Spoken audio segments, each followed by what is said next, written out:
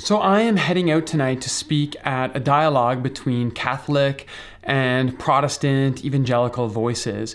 And it should be an interesting dialogue. I'm interested in talking about what we learn from our Catholic brothers and sisters, what we have to offer to those parishes that are near us here in the city.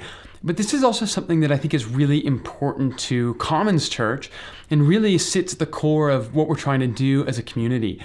We are part of a tradition of churches in the Covenant Church that is what we call non-confessional. And what that means is we don't define ourselves by our specific confession that sets us apart from other Christian traditions. And so at Commons, the Apostles' Creed and the Nicene Creed are the creeds that we use to connect ourselves into the history and the tradition of the Christian story.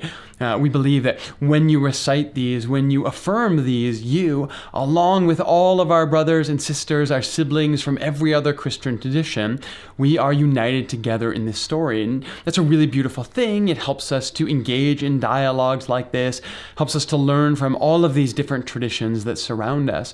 But one of the things that is also unique to Commons, and language that you'll hear used around here from time to time, is this idea that we are a centered set rather than a bounded set community. And this language actually comes from mathematics, but it's now been applied in all kinds of different situations, including community and sociology. But the idea is this: what defines us as a community is not necessarily the boundaries we place around ourselves, the definition of who is in and who is out, but instead the trajectory or the movement or the narrative of where we are heading together. In that sense, you could be very far away from our beliefs and our affirmations at Commons, but if you are heading in the same direction as us, towards Christ, towards love, towards a more inclusive understanding of the divine, then you are part of us. At the same time, you could be very close to our actual beliefs, but if you are moving in the opposite direction away from us, then it's going to be tough to be part of a community like this. And this is something that is really foundational for me. It's part of why I wanted to start and be part of a community like this.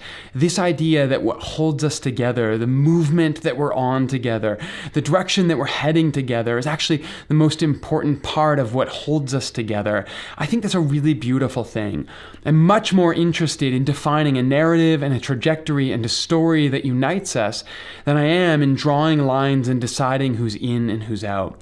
And this is what we mean when we talk about CenteredSet. It's part of also what allows us to engage in these dialogues with our Christian siblings from other traditions and experiences as well. Should be a fun night. I'll let you know how it goes.